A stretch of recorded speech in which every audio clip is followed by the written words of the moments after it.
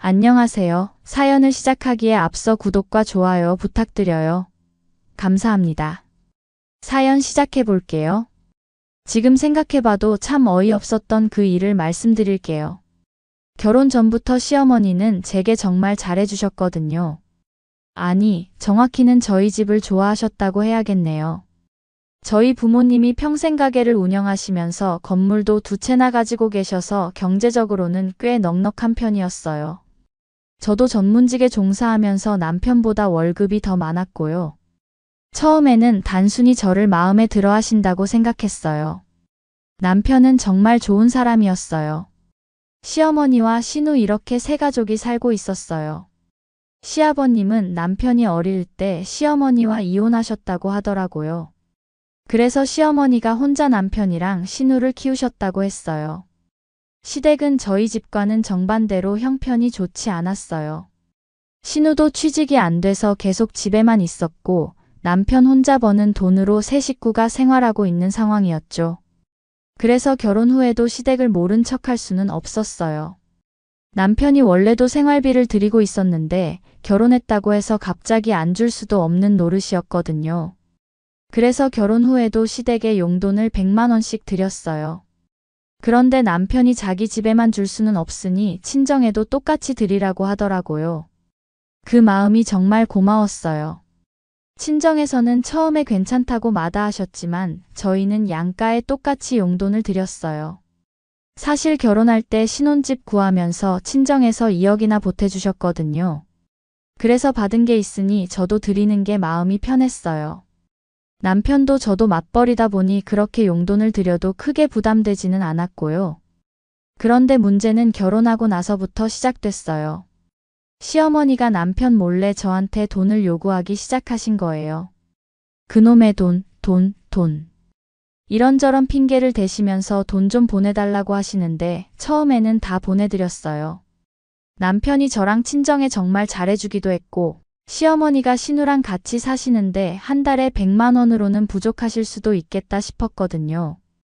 이번 달 전기세가 많이 나왔네. 좀 도와줄 수 있니? 이번에 동창들끼리 여행 가기로 했는데 나만 빠지기가 좀 그래서 그런데 용돈 좀 줄래? 시누 취직 준비하려니 학원비가 필요하다더라. 매번 그럴듯한 이유를 대시면서 저한테만 따로 돈을 요구하셨어요. 남편한테는 절대 말씀 안 하시고요. 처음에는 며느리로서 당연한 도리라고 생각했어요. 시어머니가 힘드실 텐데 도울 수 있으면 도와야지 싶었거든요. 그런데 점점 더 노골적이 되시더라고요. 가족끼리 밥 먹을 때도 너희가 사는 거지? 하시면서 절대 계산을 안 하세요. 어차피 저희가 사드리려 했는데도 그런 말을 들으면 기분이 좋진 않았어요. 매번 늘 돈 나가는 일에는 너희가 내는 거냐고 꼭 확답을 들으셔야 했거든요. 또 일부러 저희가 장 볼 때 따라오셔서 같이 장을 보시면서도 본인 것까지 다 저희 카드로 계산하게 하시고요. 정말 은근히 얄미운 짓을 많이 하셨어요. 그러고는 본인이 쓸 것들까지 잔뜩 담으시면서 자연스럽게 저희한테 계산하게 만드시는 거예요. 모든 남편 앞에서는 그런 모습을 잘 보여주시고 저만 있을 때는 또 노골적으로 그러시니까 은근히 스트레스였어요. 어느 날은 시누 취직이 계속 안 되니까 시어머니가 시누랑 같이 카페 같은 걸 해보고 싶다면서 저한테 가게 좀 내달라고 하시더라고요. 솔직히 부담스러웠어요. 사회생활 한번 제대로 안 해본 시누가 가게 차린다고 잘할 수 있을지도 의문이었고요. 남편과 상의 끝에 적어도 카페에서 아르바이트라도 꾸준히 해보고 이야기하자고 했어요. 그럼 그때 다시 이야기해보자고요. 그런데 시누는 3개월도 제대로 못 버티더라고요. 맨날 힘들다, 사장이 까다롭다, 손님들이 불친절하다 하면서 그만두기를 반복했어요. 제가 보기엔 핑계거리로밖에 안 보였어요. 그런데도 결국 시어머니 성화에 못 이겨서 동네에 작은 카페를 내줬어요. 보증금이랑 집기료해서 거의 5천만 원이 들었거든요. 남편은 저한테 미안해하기도 하고 고마워하기도 했어요. 그래도 동네 장사라 큰 매출은 안 됐지만 생활에는 보탬이 되는 모양이었어요. 다행이라고 생각했죠. 하지만 카페를 내준 후에도 시어머니의 돈 요구는 계속됐어요. 카페 운영하면서 부족한 재료비, 인테리어 추가 공사비, 심지어는 신우 용돈까지 저한테 달라고 하시더라고요. 카페 매출로는 생활하기도 빠듯하다면서 계속 손을 벌리시는 거예요. 정말 끝이 없더라고요. 제가 은행인 줄 아시나 싶었어요. 그런데 정말 극한으로 치달았던 건 신도시 아파트 이야기였어요. 저희 동네 옆에 신도시가 개발되면서 새 아파트들이 들어섰거든요. 시어머니가 그걸 보시고는 저한테 은근히 이사 가고 싶다는 얘기를 하기 시작하시더라고요. 처음에는 그냥 부러워하시는 줄 알았어요. 새 아파트가 깔끔하고 좋다면서 구경도 다녀오셨다고 하시고요. 그런데 점점 노골적으로 변하시더라고요. 지금 살고 있는 집 전세금을 빼면 7천만 원 정도는 나온다면서 거기에 좀 보태서 새 아파트를 사주면 좋겠다고 하시는 거예요. 그것도 모자라서 다른 집 며느리 이야기까지 들먹이시더라고요. 누구네 며느리는 이번에 새 집으로 이사하면서 합가를 했다면서 그 며느리는 정말 효부라고 칭찬하시는 거예요. 저한테는 직접적으로 사달라고 말은 안 하시면서도 계속 그런 식으로 스트레스를 주셨어요. 아파트 가격이 얼마 정도 한다면서 저희 집 형편으로는 충분히 가능하지 않겠냐고 하시더라고요. 어이가 없었어요. 결혼하면서 저희 집도 친정에서 보태줘서 대출까지 껴서 구했는데 저희 친정 형편 운운하면서 새 아파트로 이사하고 싶다는 게 전 도저히 납득이 안 됐어요. 시간이 지나고 저는 임신을 하게 됐어요. 그때 친정에서 차를 사주신 거예요. 그동안 저희가 드린 용돈도 한 푼도 안 쓰고 모아서 보태서 샀다면서 아이 키우려면 차 한 대 더 있어야 편할 거라고 하시면서요. 정말 감사했어요. 남편도 늘 친정에서 도움받는 만큼 더 열심히 챙겨드렸고요. 그런데 그 운명의 날이 왔어요. 시어머니랑 신우랑 같이 밥을 먹으면서 남편이 그 이야기를 했어요. 친정에서 너무 감사하게도 차까지 사주셨다고요. 그랬더니 시어머니가 그러시는 거예요. 니네 집은 용돈이 필요 없나 보네. 하긴 너희 집은 그거 아니어도 잘 살잖니. 그러지 말고 이제 그 용돈 우리한테 다 보내면 안 되니? 그 차도 어차피 꽁으로 생겼는데 너희 신우 줘라. 너희는 어차피 차 한 대 있잖아. 그 말을 듣는 순간 정말 화가 나더라고요. 그동안 제가 남편 모르게 해드린 돈만 해도 얼마고 친정에서는 그동안 도움 준 게 얼마인데. 항상 돈. 정말 참을 수 없었어요. 그래서 제가 말했어요. 어머님 너무하신 거 아니에요? 제가 그동안 몰래 해드린 게 얼만데. 친정 드리는 돈까지 달라고 하세요? 그리고 그 차도 친정에서 제가 임신했다고 해주신 거예요. 그놈의 돈. 이제 정말 힘드네요. 그리고 남편한테 말했어요. 당신이 결정해. 난 이제 할 만큼 했어. 한 달 양가용돈 동등하게 드리는 거 외에 앞으로 시댁의 지원은 절대 없을 거야. 동의하지 않는다면 우리 여기까지만 하는 게 좋겠어. 남편이 놀라서 물어보더라고요. 엄마, 나 몰래 이 사람한테 받은 거 있어요? 그러면서 시어머니한테 말했어요. 다신 저희한테 돈 요구하지 마세요. 가게까지 내드렸잖아요. 언제까지 자식한테 손 벌리실 거예요? 더 이상 지원 안 합니다. 그리고 제 손을 잡고 식당을 나왔어요. 집에 와서 남편이 그동안 자기 몰래 돈 많이 해줬냐고 미안하다고 하더라고요. 그래서 저도 지금까지 해드린 건 어쩔 수 없지만 앞으로는 제대로 선을 그었으면 좋겠다고 했어요. 항상 당연하다는 듯이 저한테 돈 요구하시고 친정 드리는 것까지 아까워하시는 거 이해 안 된다고요. 그런데 시어머니가 받아들이지 못하시는 거예요. 며칠 뒤에 전화가 오더라고요. 너 진짜 그럴 거야? 내가 널 얼마나 예뻐했는데. 네가 어떻게 그럴 수 있니? 어머님, 저희도 이제 아이 태어날 텐데 제대로 준비해야 해요.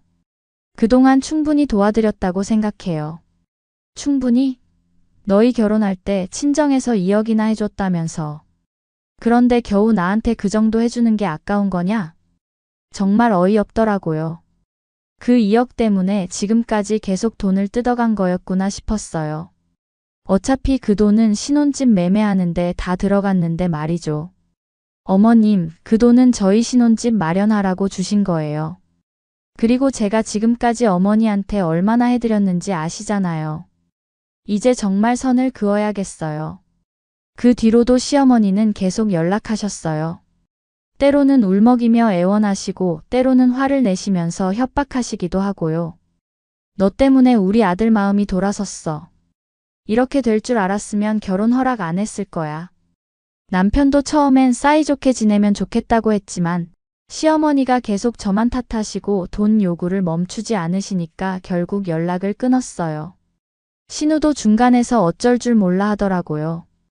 처음에는 시어머니 편을 들었지만 카페 운영하면서 직접 돈 벌어보니까 그 돈이 얼마나 소중한지 알게 된 것 같았어요.